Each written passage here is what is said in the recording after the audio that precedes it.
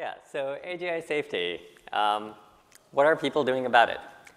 Well, one thing I think that you can like look at this and you're like, got to do some AGI safety, and like one perspective you might get is like, AGI, what is this AGI thing? Like, do we really understand it? And no, we don't understand it. Like, what's going on? Don't know. So I think there's a couple of research agendas that are like, what even are we trying to address over here? Miri, for example, works on the embedded agency program.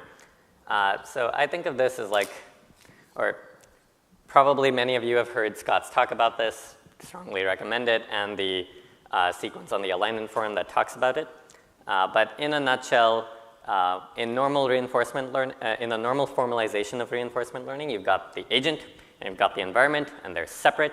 And the agent sort of interacts with the environment by sending it actions, and the environment interacts with the agent by sending it observations and rewards. And it's all nice and clean and crisp, and we can do lots of cool math on it. But in reality, agents are going to be embedded in their environments. There's no clean separation between the two. So this diagram over here is an example of like the problem of embedded world models. So if you've got an agent in the world and it needs to have some sort of model of the world in order to act within it, well, since the world contains the agent's model of the world is also going to contain a model of the agent itself, and this gives rise to some tricky self-referential problems. So how do you deal with that? That's like the yellow section of this box. And then there are a bunch of other sections that, sadly, I do not have the time to go into. Another research agenda around understanding AGI is comprehensive AI services. So most of the time, we work under the model that we're going to have a single monolithic agent. And this monolithic agent is going to have like some extremely general reasoning capabilities. It'll be able to take any task that we want to do and like perform it. And comprehensive AI services says, that doesn't really seem to match how humans do engineering. Usually we like have a lot of modularity. We build things with a lot of parts. Each part has like these narrow tasks. Each part has a narrow task that it does really well, and then the interaction of all of these parts leads you to do the thing that you're trying to do.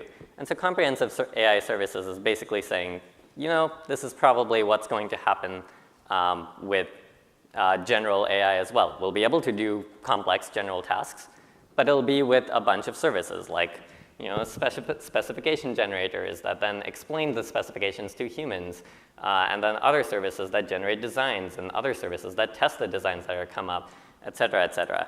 So this is like a diagram from the Comprehensive AI Services technical report that's talking about how you could use AI services to design new AI systems that can do other tasks. So you still get the recursive improvement, though it's not really self-improvement anymore because there's no like self to improve here. It's not an agent. All right, so that's like, so these are both agendas around understanding AGI, but as you might guess, most of the agendas are more around like, how do we actually get an AGI system to be safe or to do what we want? And so I think one axis on which I like to think about these different research agendas is like, what are they trying to do? So some of them are trying to prevent catastrophic behaviors. Now, nice thing about catastrophic behaviors, most behaviors aren't catastrophic. Then there are other agendas that are trying to do good things, like infer human values and then like make sure that we take actions that are like going to do very well according to our values. But most behaviors are not good. Like if you take like, certainly if you take like some of the randomly selected behavior, it's probably not going to do anything interesting. But even if you take some like randomly selected intelligent looking behavior, there are many ways in which I could like affect this room that would seem intelligent looking, but are probably not what people in this room want. Like ways in which I could affect this room that people in this room like are like a very small fraction of all possible ways that I could affect this room. And so this, I think, the second thing is like a reflection of what's sometimes called the complexity of human value. But what is the upshot of this? Like good outcomes, if you're aiming for good outcomes, you're like trying to figure out how to get the AI system to do things that we will want. Then you need to have a lot of information about humans in order to like narrow down on what those good outcomes are. But if all you're trying to do is avoid catastrophic outcomes, then maybe you don't actually need a huge amount of information about humans. Maybe you can do something that doesn't really talk about humans at all, and you're still able to avoid the catastrophic outcomes.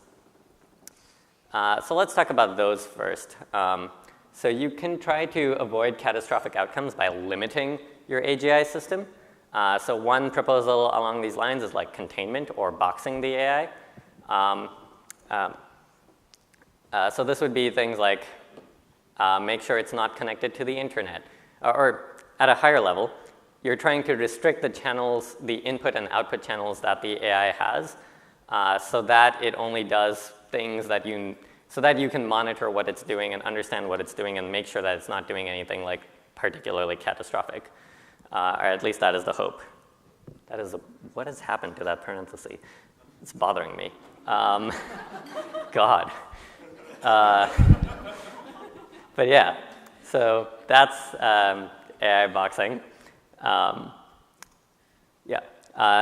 a similar, that's more along the lines of like, view the AI system as a black box, don't like think about it at all, what can we do in that thing? Now if we actually look inside the AI box, the black box of the AI and like try to affect how it chooses the actions that it does, we get sort of this research agenda of like limited agents or preventing bad behavior. And I think of this as like mostly impact measures. So if you try to have your AGI or your AI system take only actions that are low impact, it seems like most catastrophic things are very high impact by at least the notion of impact that we have in our heads. And so if we can like formalize that notion of impact and make sure that our AI agents only take low impact actions, then we could probably avoid catastrophes, despite the fact that we haven't learned anything about human values along the way. And so in the last year, there's been a bunch of work on this. There's Vika's relative reachability, and then Alex Turner has done some work on attainable utility preservation. I won't really talk about that. In the most recent blog post on attainable utility preservation, there's these example. Both of these methods currently are working on grid roles, but who knows? Maybe they will be more practical in the future. I'm sure Vika has thoughts on that. Yeah. So another way that you could try to avoid catastrophes, not necessarily get good things, but just avoid catastrophes, would be to focus on robustness. So with robustness, what you're trying to do is just say that, actually, oh my God, all of these parentheses. I keep seeing them. Maybe I should just not look at my slides. So with verification, the idea would be that you've got your AI system. It's choosing behavior in some manner. We don't really care how. Presumably, it's usually going to do good things because all of us AI researchers in the room are going to try to build AI systems that do good things. But we want to make sure that it's never going to do anything catastrophic. So if we could formalize what it means to be catastrophic, we could and we could write that down. Then we could use verification techniques to ensure that our AI system would never do anything catastrophic. So we've seen some examples of this in narrow AI systems. So for example, adversarial examples research has some verification in it that tries to prove that for a given image classifier and a given training test set, if there are no adversarial examples for that test set, where here adversarial examples are talking about is using the norm ball definition of adversarial examples. Similarly, there was work, I forget how long ago, on verifying that a machine learning system that was used to control aircraft would never get the AI system would never let the airplane get too close to an obstacle under some assumptions about what the environment looked like. And so that we could hope that these sort of techniques will scale to the point that we can use them on AGI systems. But like, I think the main challenge there is like finding a good formalization for what catastrophe is that is sufficiently general that we can actually get confidence out of that. Other things that we have, there's red teaming, which is, maybe I'll skip over red teaming and adversarial. So red teaming is basically the idea that we can try to train a second AI system that looks at our AI system and tries to find inputs on which it's catastrophic. So this is like AI-powered testing is how I like to think about it. And then adversarial ML, these would be things like data poisoning or fault tolerance. You're trying to make sure that your AI system gives good behavior even if in the presence of an adversary that is all-powerful in some particular respect. And you can think of that as like a stand-in for like powerful optimization that could find the inputs on which your ML system is catastrophic. Yeah, so that's robustness. The reason I don't have more slides about robustness is because there is not very much research on it that comes at it from an AGI perspective, to my knowledge. So, it would be nice if people in this room did more of that in the future. Yeah. So these are like things about catastrophic outcomes, trying to prevent those. We can also try to get AI systems that are helpful, so like actually get to the good outcomes. How might we do that?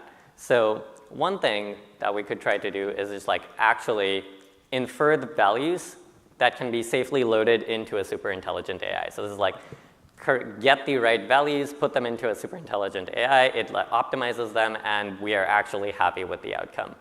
Now, if this sounds really hard, it actually is really hard.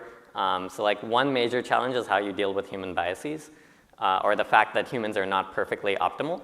So let's take an example. Let's suppose that I was given the choice between apples and oranges, and I chose to eat an apple. If you assume that I was perfectly optimal, then you're like, yep, Rohin likes apples. Very easy. But if you can't make such an assumption and you make no assumption about how good I am at satisfying my preferences, then you can't infer anything. Because you could say, well, Rohin is actually just really, really bad at satisfying his preferences. He always chooses the thing that gets him the least amount of utility. And therefore, since he chose the apple, he must prefer oranges. And you have to make some assumptions in order to get anywhere. And so there is Stuart Armstrong is basically pushing on a program that's trying to do this by making some assumptions. So you could try to analyze my brain and see what the algorithm in my brain is doing. And then by making assumptions on what the structure of the algorithm means, you could try to infer values that way. So maybe if you see that, there's this part of Rohin's brain that looks at different sorts of outcomes like apples and oranges and rates them, and then usually he just picks the one that's highest, and that probably means that Rohin likes that system that's ranking all of the things is what Rohin wants. Another thing you might be able to do is to make assumptions about how particular kinds of observations relate to values. So maybe if you notice a particular facial expression of regret, and you're like, okay, whatever was just happening, that must have been a negative outcome, and the human, or Rohin must have dispreferred that outcome. And you could add in more assumptions of this form. I don't think I really fully understand this program of research, so caveat, Stuart Armstrong will probably make this case differently, but that's how I'm making the case anyway. Okay, so ambitious value learning is sort of like saying, all right, we've got to get it right from the first, we're going to get values completely right from the beginning. Instead of that, you could think of it as okay, we're going to learn preferences or values, but we're going to use them for sort of these limited tasks. And then over time, we're going to use basically this sort of human data as a control on the AI. So we don't infer values once and for all, but we instead continually keep inferring new preferences, new values as humans learn more, we update the values.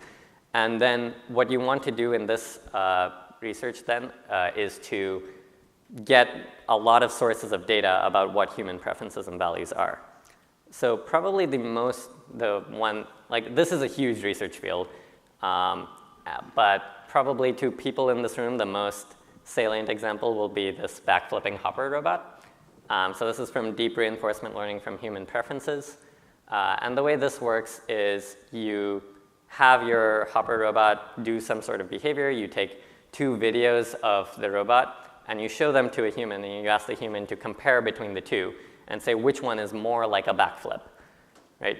And the human then says, the right one is more like a backflip, and you use this in order to train a reward model that predicts whether things look like a backflip. And in parallel with that, you also train the robot to actually perform the backflip. And so this is a way that you can have humans, you can use human data in order to get interesting behavior. In addition to comparisons between behavior, you can also have demonstrations. You can have ratings, so like putting numbers on particular behaviors. You could have you could infer preferences from a stated reward function. So that's a paper called Inverse Reward Design. You could infer preferences from an initial state as well. So that's a paper I just recently completed. There's a poster outside, so you can come talk to me about that at the poster session or any other time. Cool.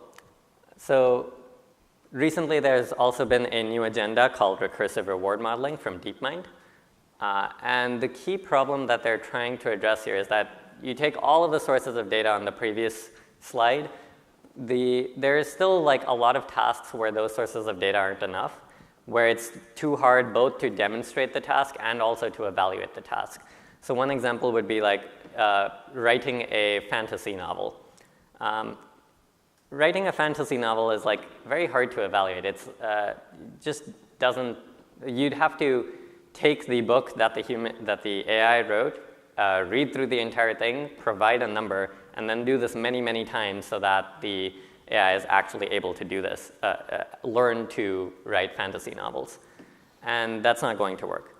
So the key idea behind recursive reward modeling is that the evaluation is itself a task, and you can learn, you can create another agent that is able to perform that task. So for the fantasy novel example, you could have an agent that helps you, or you could have an AI system that helps you, that summarizes the plot line for you, so that you can read just the summary of the plot instead of the entire book in order to evaluate the plot. You could have another system that is trained to evaluate how good the prose is, et cetera.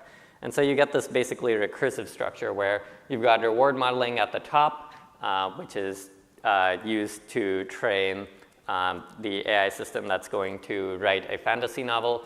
And then for the evaluation, the user is assisted by another AI system, which is also trained using reward modeling. Cool. So all of these preference learning methods and value learning methods so far have been learning values or have been learning rewards from data that comes exogenously. It's sort of like the human created some data. The data magically came into the AI system from outside of the AI system, and then the AI trains on that and learns it. But in reality, just like in the embedded agency, the human and the AI are actually in the same environment together. The AI is going to know about the human, observe the human, see things like that. And so in that setting, how do you actually account for that? I think that's what cooperative inverse reinforcement learning is doing, or CIRL. And there, what you want to do is make a shift from building AI systems that optimize for their own goals to AI systems that optimize for our goals, as in the human's goals. And you heard about this from Stuart yesterday, so I'm not going to spend very much time on it. But once you start optimizing for the human's goals and represent that as the human's goals instead of the robot's goals, you start having uncertainty over what the human's reward function might be. And this leads to avoiding survival incentives and things like that, and disabling off switches and such. Okay. So we often think, there's this notion of corrigibility, which is sometimes, there are multiple notions of corrigibility in this community. The notion I'm going to talk about is a very broad notion. So normally, we sort of think of beneficial AI systems as being decomposed into, first, like, what are the values, preferences, ethics that we want to instill into an AI system, which you can think of as the definition of what we want. And then how do we actually use those preferences, values, ethics, in order to get the behavior that we want? And that might be something like deep reinforcement learning. With corrigibility, I think the decomposition is a little bit different. You instead think of the AI system as something that is supposed to help you. And then there are two separate aspects. First is the AI trying to help you? Does it like try to learn about your preferences? If you say, oh, I didn't like that, does it like stop doing the thing that it does and instead start trying to figure out what you did want, et cetera, et cetera? And then there's competence, which is it actually good at helping you? And I'm going to ignore that part for now. And so corrigibility is really about this first one, is like, is the AI actually trying to help you? Is the AI actually trying to help you? So the nice thing about corrigibility is it like seems to be a concept that we can apply to humans too. I totally can imagine like a human that is trying to help me, whereas it's a little harder to imagine a human who has like figured out what my values and preferences are and is then going to act to optimize those values for me. And so we might hope that we can actually train an AI system to be corrigible just by imitating the way that humans reason. So in this setting, you might like you might train a few expert humans to reason corrigibly, and then they provide training data for an AI system which is trained to imitate those humans, and so it learns corrigibility by imitating the humans. Now, the problem with imitation learning is that it only gets you to human performance, and ideally we'd like to get to superhuman performance. So how might we do that? Well, for superhuman, one way that you can take humans and get like really good performance is just give the humans a long time to think. It's like if I had 1,000 years to think about how to play a game of chess, I would probably be able to beat probably anyone, I'm guessing, maybe.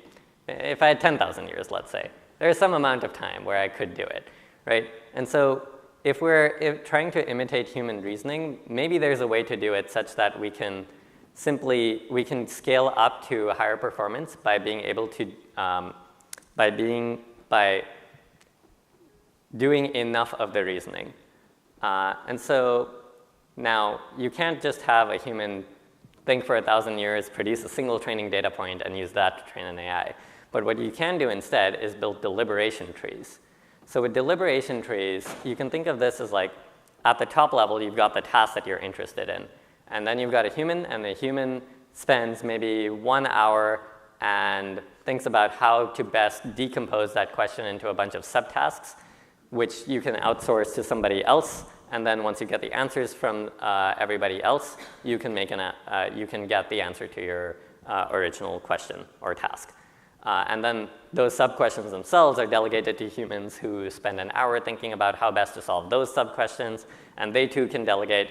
And you get this sort of tree of deliberation of where each one is talking about is the sub-questions, sub-considerations needed for the level above it. And at the bottom level, you have questions that are small enough that a human can just answer them in 1 hour. And with the factored cognition hypothesis is that with a sufficiently large tree, you can get to arbitrary performance on arbitrary tasks with something like a human thinking for 1 hour being each one of those nodes. And so then if we could have an AI system that imitates that tree, then we would get superhuman performance and hopefully also corrigible reasoning.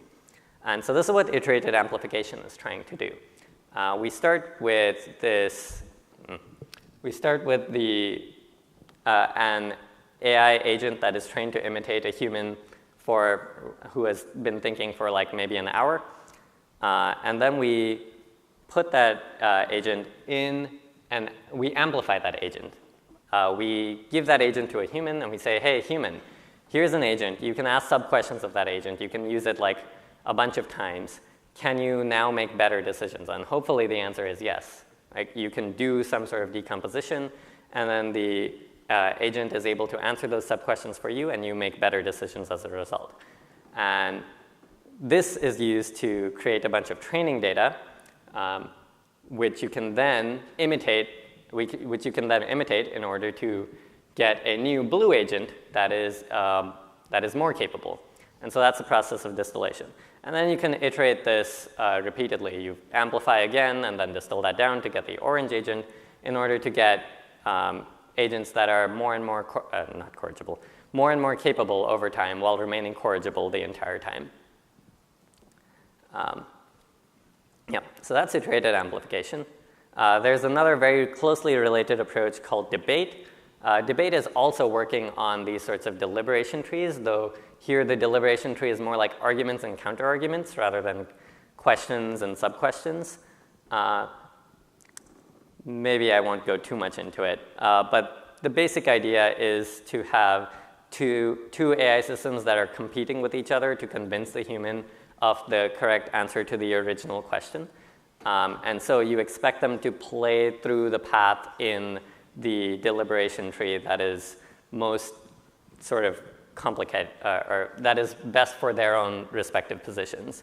And this allows you to have systems that are like considering the entire deliberation, the exponentially sized deliberation tree, but the human only has to look at like one path through the deliberation tree, and so the human can still provide meaningful feedback.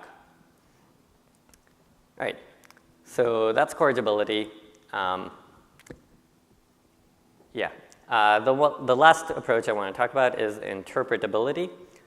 So with interpretability, this is less about controlling the behavior of an AGI system and more the idea that if we could understand what our AGI systems were doing, we would be able to provide better feedback for them. So it's not really a solution in and of itself, but it like makes basically everything else a lot easier to do. Currently, there are a lot of interpretability approaches for narrow AI systems. Image classifiers are a particularly common one. So this is from, I think this one is from Building Blocks of Interpretability, which is a distilled paper.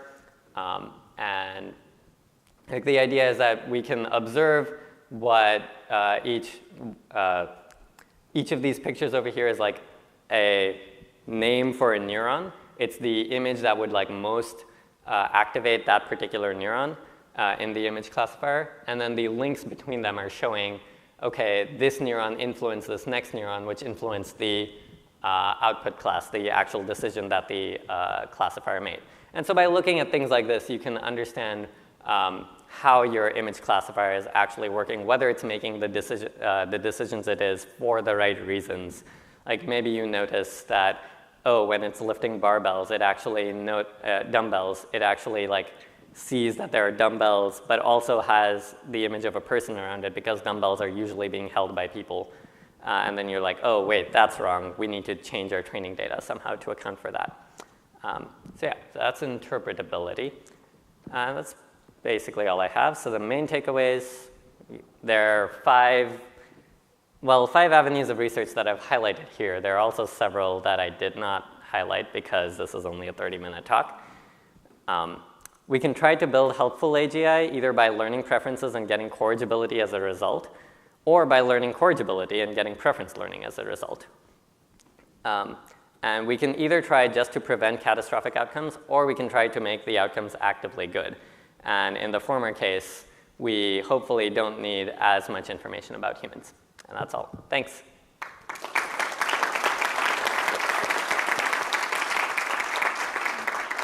Right, thank you, Rohin, for this great overview. See if we have any questions.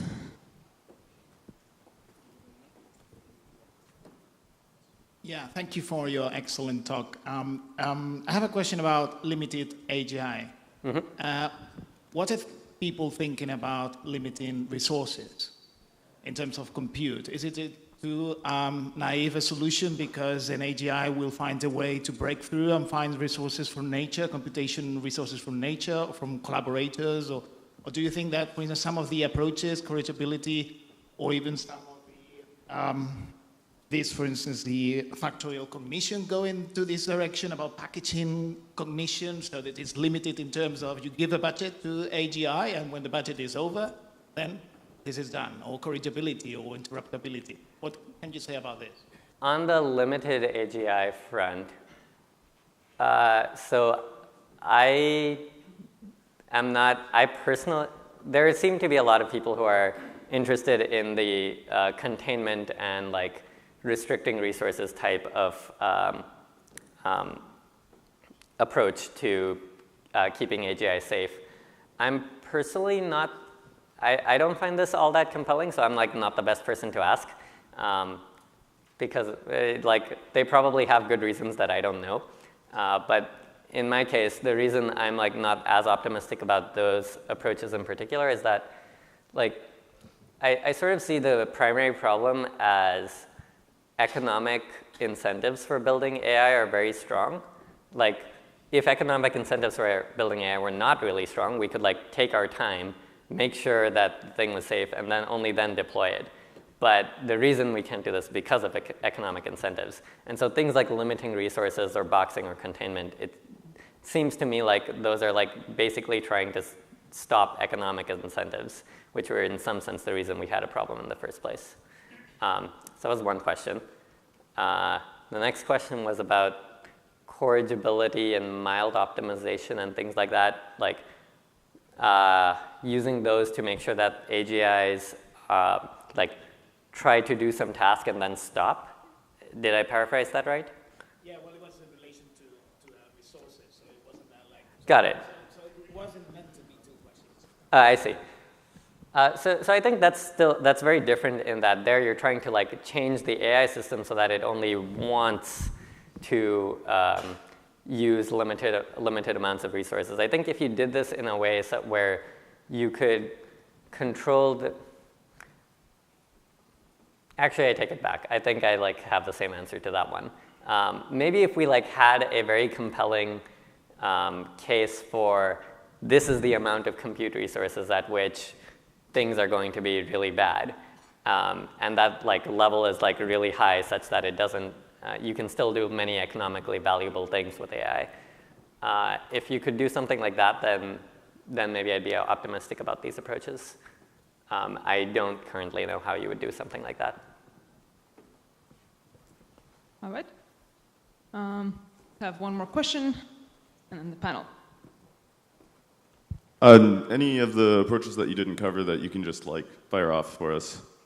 Oh man, so many. I'm going to miss them now. Let's see. Concrete problems in AI safety. I like think of this as like trying to scale safety up with capabilities.